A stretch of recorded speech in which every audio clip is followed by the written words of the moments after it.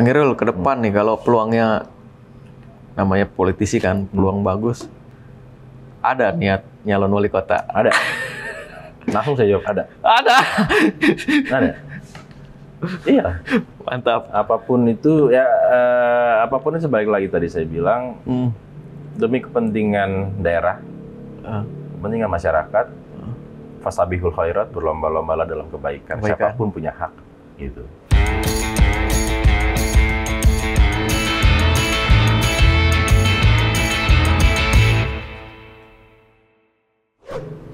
Assalamualaikum, Rahmat Kurniawan hadir lagi di podcast Meja Redaksi Banten Raya.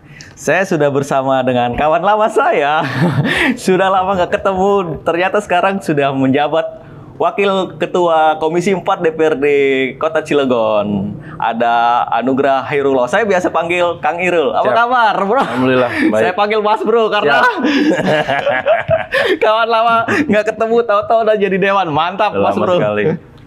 Tapi pertanyaan pertamanya, kok dulu saya kenal di Golkar, kenapa sekarang jadi dewannya dari dari Partai PAN? Ya dulu sebenarnya bukan di Golkar juga lah ya. Dulu di sayap Partai Golkar di AMPI, oke. Kota Cilegon, Angkatan Muda Pembaharuan Indonesia. Dulu sempat menjabat sekretaris AMPI Kota Cilegon, gitu ya. Ya paling tidak kan melingkupi memang lingkup Golkar begitu kan. Itu terus ya istiharo. Alhamdulillah menunjukkan ya di Golkar, tidak ya Anda di PAN, sama saja lah sebenarnya. Sama aja, benar-benar. Tujuannya kan nanti untuk rakyat juga. Betul. Dapil mana kemarin, Lan? Dapil Kecamatan Cilegon dan Kecamatan Ciwer. Luar biasa. Ini periode pertama ya, Pertama. Kang Irul? Langsung jadi. Alhamdulillah. Kiatnya apa tuh? Niatnya serius aja, Serius ya? Niat ya, gitu. Serius, insya Allah apapun itu, saya kira kalau memang itu niat bersungguh-sungguh, fastabihul khairat kan, berlomba-lomba dalam kebaikan, insya Allah lah. Insya Allah ya. Di dapil sini berapa yang jadi dewan selain dari PAN ya? Ada dari Golkar, dua orang ya Golkar ya. Ada dari saya sendiri dari PAN, ada dari Nasdem, ada dari P3. Gitu. Total jadi 5 dewan. Ya dari P3, ada dari PKS, ada yang dari PDIP. Oke. Ngomong-ngomong sekarang kan di Komisi 4, berarti bidang pembangunan, infrastruktur dan lingkungan hidup. Hidup. Apa yang biasanya dikeluhkan kalau reses tuh ke masyarakat? Ada yang kaitannya dengan Komisi 4? Komisi 4 ya, pembangunan masyarakat itu sebenarnya kalau di reses itu hanya nggak banyak nih, nggak terlalu banyak ya, hanya jalan, drainase, gitu ya, lampu PJU mati, itu semua biasanya ngalir tuh ya di reses diserap ya. Tapi ya banyak juga reses tidak sepenuhnya 100% terakomodir oleh pemerintah daerah. Ya. Gitu. Nah, kendalanya apa itu? Macam-macam. Kendalanya ada yang waktunya mepet, ada juga yang gagal lelang. Gitu. Oh gitu. Tapi setiap reses aspirasi itu disampaikan kan ya? Oh iya. Dimasukkan ke dalam program ya? Masukkan. Diperjuangkan selalu ya? Selalu. Aduh, Kang Irul udah lama kita nggak ngobrol. Saya mau nanya hobi nih sebenarnya. Aduh, iya. Ini ada request dari teman-teman, coba tanyain hobinya Kang Irul apa sih gitu. Iya. Hobi sih memang dari dulu sampai sekarang otomotif. Otomotif ya? Otomotif. Masih? Mobil-mobilan? Untuk kegiatan sih di otomotif sudah berkurang karena memang kan tugas kami kegiatan hampir padat lah ya, bukan padat lah, hampir padat. Di kedewanan ya. Ya kalau dulu sih ya selalu ya, selalu entah di drag race, di mobil segala gitu ya, entah di motor, entah touring segala macam gitu. Intinya di otomotif deh, gitu. Ada nggak kaitannya otomotif ke dewan biasanya? Nggak ada ya. Enggak. Jadi ajang silaturahmi. Berarti dipisahin ya. Tapi ajang silaturahmi aja. Kalau untuk galang dukungan bisa juga kali ya. Bonus ya. Bonusnya itu. Kang Erik, kalau posisi PAN di pemerintahan Cilegon gimana itu? Di istilahnya di oposisi atau di Itu oposisi itu di pusat sebenarnya sih. Apa gimana? Nggak ada ya. Begitu. Kita apapun kebijakan wali kota selama itu baik dan benar untuk kepentingan masyarakat, iya, kita dukung. Gitu. Betul. Nah, dia harus siap juga dikritisi gitu dengan kami dari fraksi PAN gitu. Nah, saya ingin tanya terkait bidang Komisi 4. Ya. Kira-kira apa yang dibutuhkan masyarakat dan penting untuk di dapilnya Kang Engrit itu? Jadi Kang Irul. Di Cilegon Cibeber. Cilegon Cibeber sendiri salah satunya betonisasi. Jalan di mana itu? Ada beberapa titik lah, ada beberapa titik di Kecamatan Cilegon, Kecamatan Cibeber begitu ya. Setelah itu juga sampah, dari segi sampah. Dari segi sampah yang di pasar Blok F gitu ya. Itu benar-benar harus kita serius konsen sekali karena kan memang saya lihat kayak dari sampah sendiri di pasar Blok F itu hampir tumbah kemakan badan jalan. Gitu. Nah, itu kan terganggu menurut saya, dari segi jalan, ya, dari aktivitas segi jalan, masyarakat, aktivitas masyarakat, kesehatan masyarakat terutama, kesehatan masyarakat lingkungan di pasar Blok F. Memangnya nggak diangkut itu? Bukan nggak diangkut, kapasitasnya nggak memadai. Mungkin kapasitas tidak memadai. Jadi kalau pada saat sampah itu penuh, itu berceceran sampai ke makan badan jalan, gitu. Artinya, dan saya kira itu kurang baik ya. Jalan itu menurut saya jalan protokol lah, walaupun nggak terlalu besar. Jalan bisa melalui untuk ke kecamatan, bisa ke polsek, bisa ke koramil, gitu ya, bisa ke kantor pos, ada lingkungan sekolahan buat anak-anak. Saya kira nggak baik lah ya jalan menuju daerah tersebut, jalannya ada sampah yang berserakan, gitu. Nggak enak dipandang juga ya. Pendapat Kang Irul, solusinya harus diapain tuh? Masukannya buat pemerintah kota? Saya pribadi menilai kelihatannya ini harus direlokasi. Mungkin pindah tempat gitu ya. Pindah tempat, cari space yang lebih luas, yang tidak mengganggu jalan, begitu, tidak mengganggu jalan, dan juga terutama untuk kesehatan masyarakat di wilayah tersebut.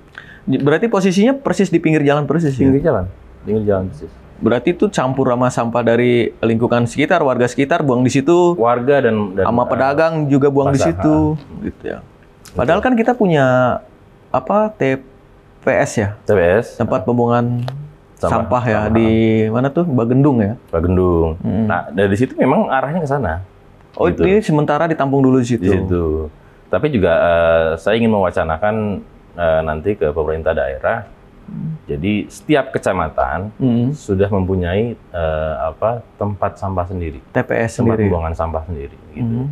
Sebelum ke Bagendung, TPS dulu. Setiap kecamatan ke situ dulu. Setiap kecamatan saya menginginkan.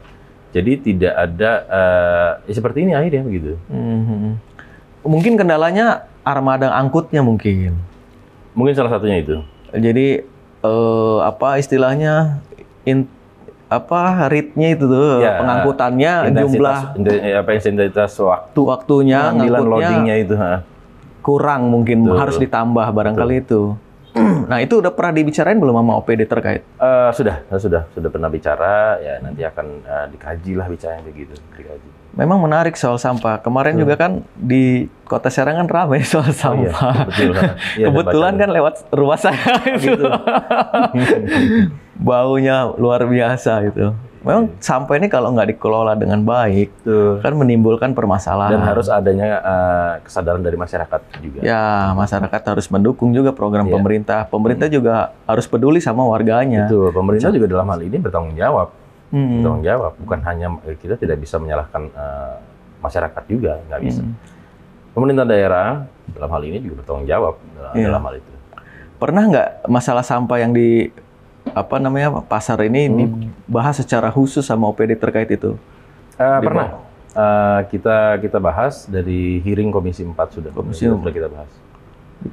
Hasilnya apa output dari rapat itu? Hasilnya insya Allah. Maksudnya ada rencana barangkali mau apain? Ya, alhamdulillah insya Allah hasilnya dalam waktu dekat bak sampah tersebut akan kita relokasi.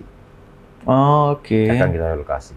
Sudah dianggarkan, akan kita relokasi di wilayah pasar tersebut ada space yang besar. Oke, Ada pindah space yang tempat besar. ya. Nah, jadi tidak mengganggu jalan menuju kecamatan, polsek, Koramil, Koramil gitu ini ya, lewat ada situ semua. Sekolahan SMA ya di situ ya. Karena jalannya sempit. Mancil. Jalannya sempit, jadi kalau sudah loading penuh sampah, itu sampah sampai ke jalan. Jalan. Yang saya utama khawatirkan kesehatan masyarakat lingkungan. Iya. Gitu. Baunya kan tumpah kemana-mana. Belum lagi nanti kalau hujan, banjir nggak? Banjir sampai saat ini kalau Alhamdulillah enggak ya? Enggak, ya. Enggak. Cuman jalan rusak tadi tuh ya. Iya. Nah, ngomong-ngomong jalan rusak di titik mana sih tadi? Jalan rusak, ya kayak contoh BBS 3 lah ya. BBS 3 arah ke BBS 3, oke. Jalan Lingkar Selatan. Oke. Jalannya rusak. Gitu. Itu punya kota ya? Kota, punya kota. Berapa panjang kerusakannya? Kurang lebih 500 meter. Di APBD 2022 ada rencana perbaikan nggak? Saya belum lihat. Saya belum lihat. Tapi saya akan awasi dan saya pantau pasti. Saya minta kepada pemerintah daerah dalam hal ini Dinas PU untuk paling tidak ya apa sih anggaran yang kita perlukan, kalau diperlukan ya kita anggarkan gitu. Ini kan Karena lagi memang- proses pembahasan anggaran kan? Ya, Belum final kan? belum. Ini diperjuangin nih kayaknya. Insya Allah. Oh, iya. Pokoknya apapun itu demi kepentingan masyarakat lah.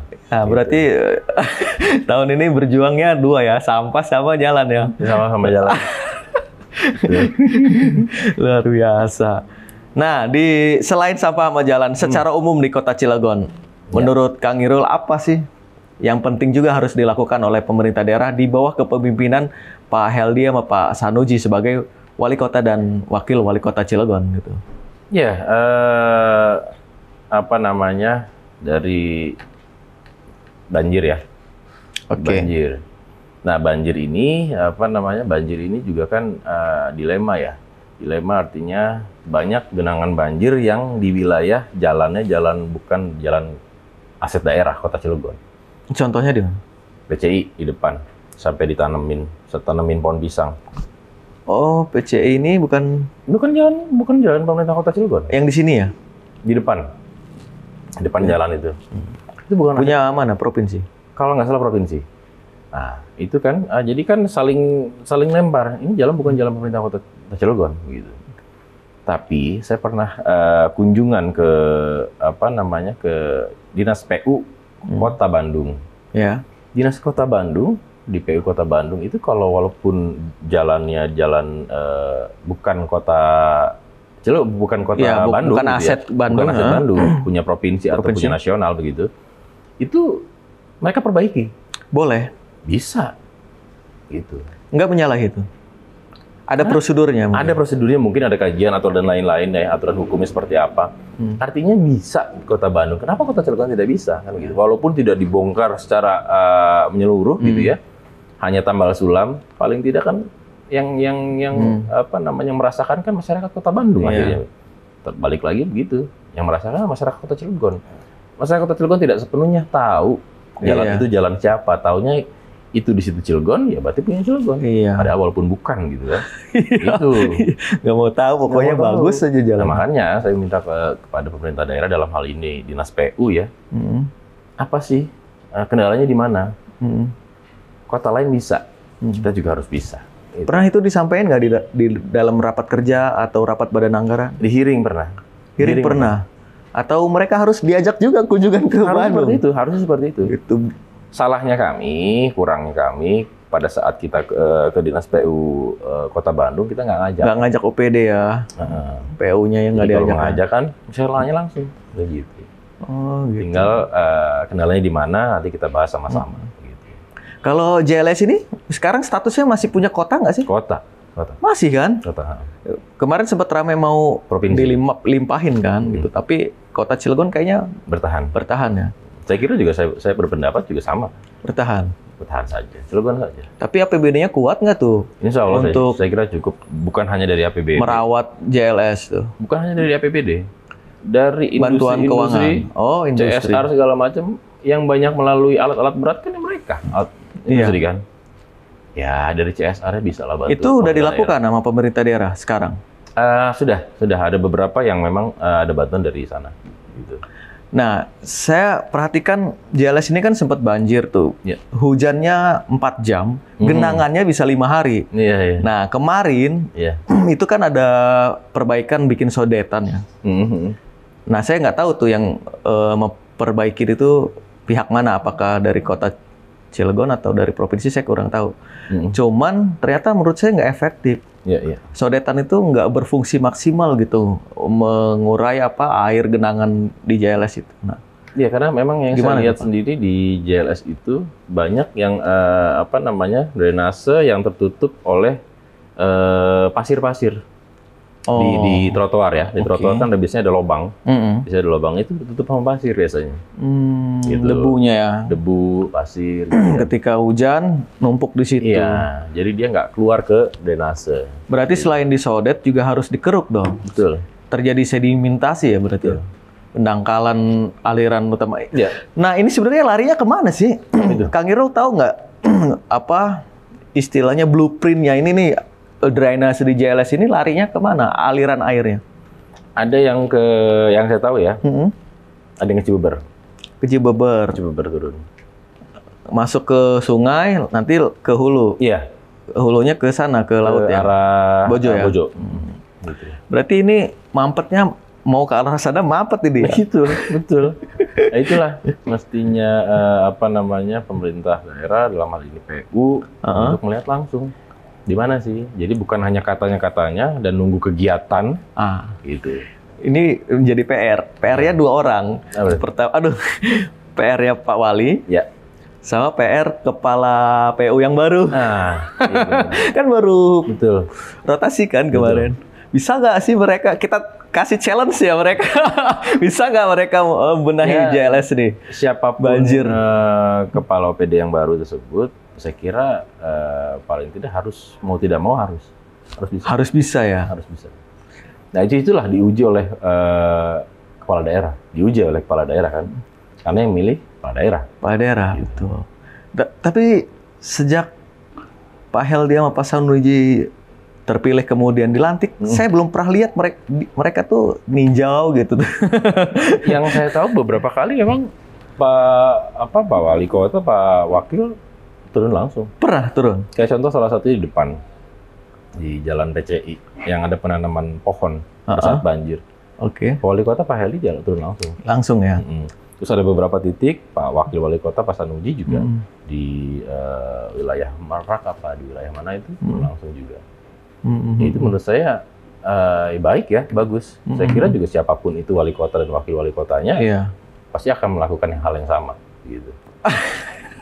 Gitu. Hal yang sama, turun ke lapangan. Iya. Tapi besoknya langsung diperbaiki nggak tuh habis turun tuh? Perbaiki. Malamnya langsung diperbaiki tuh, yang di Pak Wali Kota Heldi datang. Iya, harus Langsung lah. diperbaiki. Artinya bisa kan itu? Bisa. Jangan menunggu perintah dari pimpinan, pejabat gitu ya. Nah, Bisa, ini kan? berarti masalahnya ada di bawah ya? Itu dia. Bisa kan? Iya ya. Masa harus nunggu turun dulu sih, sidak itu dulu? dia. Gitu. Itu. Kota Bandung bisa, tidak menunggu-nunggu. Dia begitu ada tim cross check ke lapangan gitu. Ya, timpa gitu. Karena kan memang setiap tahun juga ada anggaran pemeliharaan kan? Ada. Pemeliharaan itu kan untuk sekota Cilegon kan? Kota Cilegon. Maksudnya titik manapun bisa kan pakai anggaran Dan itu? kan mungkin ya bagi saya mungkin ada Silva. Silva Iya. itu mungkin saja kalau memang regulasinya diperbolehkan bisa dipakai untuk Pakai jalan untuk pemeliharaan. nasional. Jalan nasional, jalan provinsi bisa dipakai. Balik lagi, mereka yang lebih mengerti. Kalau daripada Silva, gunakan buat itu. Gitu. Kang Irul masuk badan anggaran nggak? Masuk juga ya? Tahun ini ada Silva? Ada. Banyak. Ya. Cukup besar ya? Angka spesifiknya saya kurang hafal, tapi ya cukup besar. Kenapa nggak buat itu ya? Banyak kegunaannya sebenarnya. Iya, tadi itu kan jalan-jalan berlubang tuh yang rusak-rusak drainase. sederhana kan itu bisa pakai itu. Apalagi sekarang intensitas curah hujan luar biasa kan sekarang sampai yang saya lihat perkiraan cuaca itu sampai dengan Januari ya. Iya. Sampai dengan Januari itu udah luar biasa. Nah, ini PR bagi OPD terkait untuk yang benar-benar apa nih, bagaimana nih, begitu kan. Kalau jalan berarti PU ya? PU. Ya, Pak siapa tuh kemarin yang baru? Pak Heri Mardiana ya. Gitu ini PR. Saya gak enak podcast kemarin saya ngomongin Pak Heri juga. Saya kira menguji kemampuannya. Ya menguji. Saya kira bisa lah. Saya kira bisa. Walaupun ada kurang-kurang, kan ada kawan-kawan di bidang, ada sekretaris segala yang bisa sharing kan dengan beliau pasti. Meskipun secara background pendidikan kemarin dia kan Pak Heri dihukum ya. Dihukum. Tapi juga ketika pindah juga harus cepat adaptasi dong, harus belajar. Artinya regulasi hukumnya dia paham pastinya. Iya, gitu kan? Betul. Regulasi hukumnya pasti paham. Makanya tuh kayak tadi kan berkaitan sama regulasi tuh, yang jalan nasional atau provinsi dilakukan pemeliharaan pakai kota Cilegon. PBD. Harusnya dia paham. Nah itu berarti lebih peka harusnya. Iya, makanya juga nanti mungkin lah insya Allah nanti saya juga bicara sama teman-teman Komisi 4 ya, sama ketua, kita balik lagi ke sana, ke Dinas PU Kota Bandung, kita ngajak di agenda ini. Mudah-mudahan nanti kita agendakan kunjungan komisi. Sekalian kenalan nama yang baru. Udah pernah dipanggil belum sih? Pak Heri? Dipanggil belum, tapi kita, saya ketua komisi dan saya sebagai wakil ketua komisi datang langsung. Oke, datang langsung. Sebenarnya kebalik. Harusnya kebalik. Karena pada saat itu ada hal yang beberapa yang kita harus tanyakan langsung. Jadi mau tidak mau saya dengan pimpinan komisi datang. Oh gitu. Tapi rapat pembahasan APBD biasanya kan ada pembahasan sama mitra kerja. Ya. Komisi 4 kan mitra kerjanya PU. Ada 9 kalau nggak salah. Ada 9 mitra kerja kita. Nah, Pak Heri udah pernah dipanggil? Belum. Oh, atau belum agendanya belum masuk ke arah situ? Belum. Iya. Ngobrol lah, dipanggil lah. Supaya clear ini kan. Itu malah pimpinan komisinya langsung datang ke sana. Kebalik ya. Main, tapi nggak ada salahnya juga. Nggak ada salahnya, karena memang pada saat itu kita ada keperluan yang urgent yang harus kita tanyakan untuk masyarakat juga. Iya, itulah fungsinya DPR kan, DPRD mewakili masyarakat, sowan ke sana ya. Gitu. Kang Irul sebelum jadi dewan dulu apa aja sih aktivitasnya, kegiatannya? Saya sempat jadi TKK. Oh, oke. Sempat jadi TKK. Di BPKD. Oh, bener-bener. Waktu itu ngawal Pak Wali ya, Pak Wali saat itu Pak Iman ya. Sempat jadi pendamping beliau, dan Pak Iman juga sempat, gitu. Terus saya kembali lagi ke BPKD. Iya, maaf saya agak lupa ya. Makanya tadi memorinya ingat lagi di nih. awal pembicaraan tadi, saya bukan pengurus Golkar. Oke. Tapi di sayap Partai Kepemudaannya di AMPI. Di AMPI-nya ya, organisasi. Karena memang kalau kepengurusan Golkar kan kepengurusan partai lah, apapun itu nggak boleh kan? Iya, nggak boleh. Tapi kalau hanya sekedar di sayap partai atau di kepemudaannya, ya oke. Oke ya. Terus kenapa pas nyalon malah milih PAN? Nah itu dia. Agak berat nih pertanyaannya. Bukan hanya PAN, itu sempat viral juga itu. Iya. Saya lama di lingkup kuning gitu. Tiba-tiba kok nongol ada di biru gitu, di matahari putih kan gitu. Iya. Itu sempat viral juga. Cuma memang dengan pertimbangan saya bicara dengan orang tua, dengan istri saya begitu ya. Terus salat istikharah. Istihara. Dan karena memang bukan hanya ada sekitar 5 partai. Saya ingat betul ada sekitar 5 partai yang meminta saya bergabung di pencalonan legislatif. Gitu. Saya hanya bisa berdoa, salat istikharah. Saya niatkan ini fastabiqul khairat, berlomba-lomba dalam kebaikan. Saya bicara dengan istri, saya bicara dengan orang tua. Kebetulan ya orang tua bagi saya, beliau itu guru abadi saya. Karena ya seorang birokrat gitu kan. Ya ditunjukkanlah mungkin ke PAN, Partai Amanat Nasional. Dan alhamdulillah itu. Kenapa pilihannya jatuh ke situ sih? Apa ada chemistry-nya atau pas istikharah itu? Ya, Allah kan selalu sudah menunjukkan kan itu dengan bagaimanapun caranya. Iya. Makanya saya kasih kabel mic ini biru buat Kang Irul. Luar biasa nih. Iya, begitu saya masuk tadi udah biru. Ayo udah biru menyesuaikan partai. Padahal nggak di request nggak. Iya. Biar lebih chemistry-nya dapat kan gitu. Benar. Luar biasa. Tapi ada keinginan nggak balik ke kuning lagi? Agak berat nanyanya. Iya, sampai saat ini, sampai detik ini, saya masih mencintai PAN. Gitu. Di PAN posisi pengurus DPW? Saya pengurus DPW, wakil ketua DPW PAN Provinsi Banten. Bidang apa tuh? Bidang pendidikan. Oh, pendidikan. Oke. Sama Pak Saprudin ya? Mampras Saprudin Wali Kota. Di fraksi? Wakil ketua? Wakil ketua fraksi DPRD juga. Mantap. Alhamdulillah. Pengalamannya selama jadi dewan apa? Pengalaman banyak ya, ketemu dengan masyarakat yang begini, segala macam gitu ya. Tapi juga dari segi administrasi kepemerintahan, paling tidak saya sudah punya bekal sedikit, walaupun sedikit ya, tidak punya bekal banyak lah ya. Paling tidak sih minimal saya sudah punya bekal sedikit di administrasi kepemerintahan begitu. Waktu jadi TKS dulu ya? TKK. Kapok nggak nyalon dewan lagi? Oh enggak. Ke depan nyalon lagi? Insya Allah. Naik kelas atau tetap di? Nanti saya mapping. Mapping dulu nanti. Entah naik atau bertahan di. Iya. Gitu. Tahun depan kursi nambah nggak sih? Kita harapkan kalau di PAN insya Allah naik. Gitu. Sekarang berapa? Sekarang 4, satu fraksi.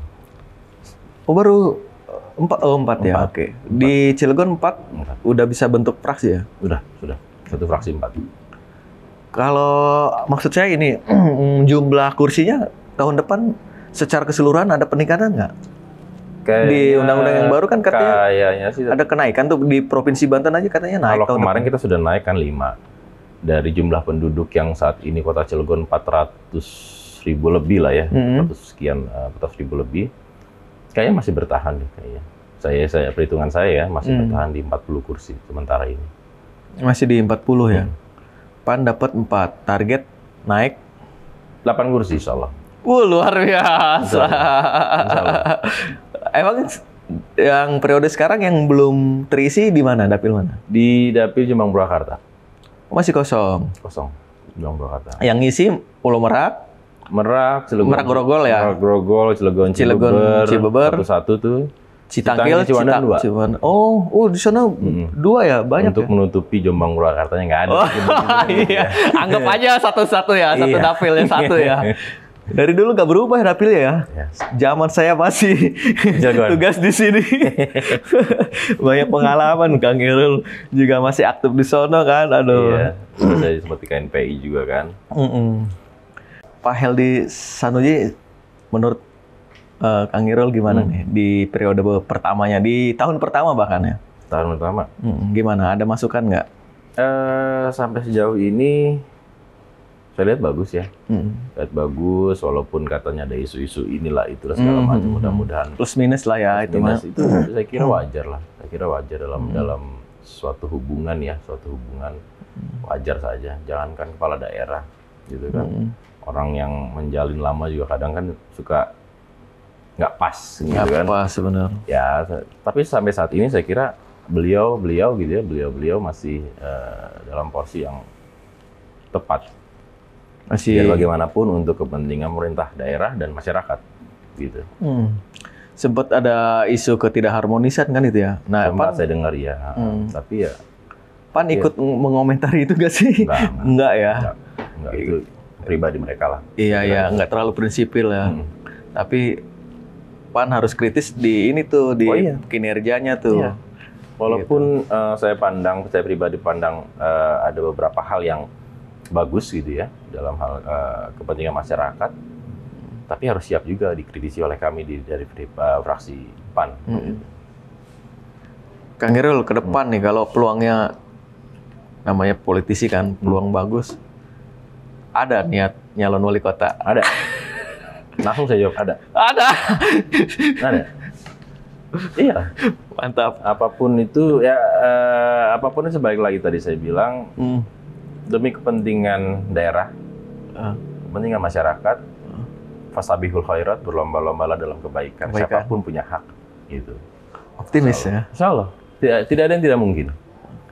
Udah ini, partai udah tahu gitu niat bakal maju nih.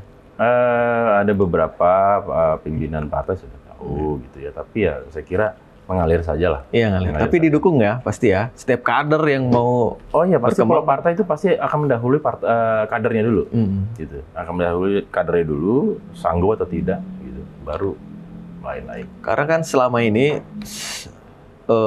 selama terbentuknya Kota Cilegon, Ya. PAN selalu ngedukung. Tapi dulu pernah Pak Edi ya?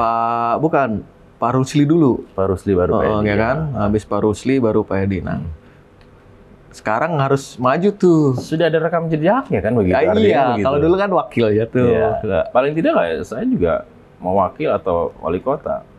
Intinya saya siap. Iya, rekam jejaknya bagus Kapanpun sih. itu insya Allah saya siap. Itu PAN, iya selalu dapat aja gitu tuh. Kalau koalisi Iya. selalu dapat deh. Iya. Tapi ngomong-ngomong koalisi kemarin, Nah, koalisi kemana tuh? ke IEWAP. Oh iya bener, Nomor 3. Pak Iwe ya. Pak Iwe. Saya Iya. lupa. Kemarin 3 calon ya? Iya bener kan? 4 ya? 4 4 ya? 4. Oh iya, Pak Hadi kan nomor 4. 4, bener. Sama independen 1 ya, Pak Haji Mumu ya. Pak Haji Mumu kayaknya enggak deh.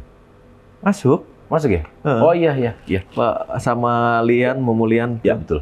Sama artis. Iya, betul. 3 partai politik, 1 independen. Betul, betul. Saya nunggu kabarnya tuh. Jalan. Insyaallah. 2024 kan? Ya, kalau nggak dari 2024 ya di next lah. Next-nya lagi ya, Kalau paling perkuat tidak, dulu lagi ya. Dari saat ini saya sudah menyatakan siap, insyaallah. Siap, insya Allah ya. Persiapannya udah apa aja? Mengalir saja kalau saya, mengalir aja. Tapi kalau ditanya begitu ya saya bilang siap. Gitu. Nggak ada berpikir, nanti dulu apa segala macam. Iya. Nggak. Apa sih demi kepentingan baik kok, saya kira gitu. Jadi ketika partai juga ngebutuhin, udah ready ya. Siap, insyaallah. Kadernya ini nih gitu. Jangan lihat mudanya. Sekarang Oh, malahan orang malah mencari jiwa muda yang energik dan smart, Betul. insyaallah. Gitu ya. Ya kayak saya lihat bupati di Wagub Jatim gitu ya. Wagub Jatim kan masih muda juga. Wagub Banten juga masih muda. Wagub Banten. Iya.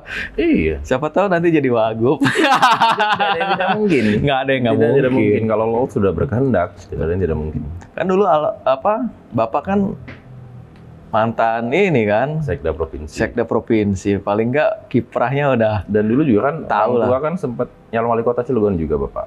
Oke. Jadi emang keluarga emang udah terbiasa di familiar di Iya. politik ya, Politik. di pemerintahan. Nah. Ada keluarga juga di pusat, di partai pusat ya. Ada salah satu partai pusat. Pengurus partai. Terus ada yang di DPR RI. Ada yang mantan menteri. Wow. Mantan menteri PDT Percepatan Daerah Tertinggal. Masih keluarga semua. Masih keluarga. Iya. Jadi sudah apa ya? Ya Iya. itu bagi saya ilmu lah. Saya belajar dari mereka, terutama orang tua saya. Iya. Orang tua saya itu guru abadi saya. Iya, Gitu. ini jangan lihat mudanya nih. Anak mudanya bukan kaleng-kaleng ini mah. Insya Allah. Saya mau minta closing statementnya nih dari siap. Mirul. Saran memasukkan buat pemerintah Kota Cilegon di pembangunan 2022 harus seperti apa tuh?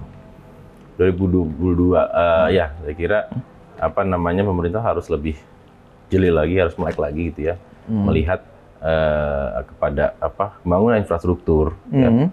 Terus juga dari segi kemanusiaan dari masyarakatnya yang kurang tarafnya masih di bawah gitu, terutama infrastruktur, karena menurut saya jalan-jalan tidak sepenuhnya dan memang itu rencananya kan dibetonisasi semua, disegerakan Oh, ada program betonisasi. betonisasi.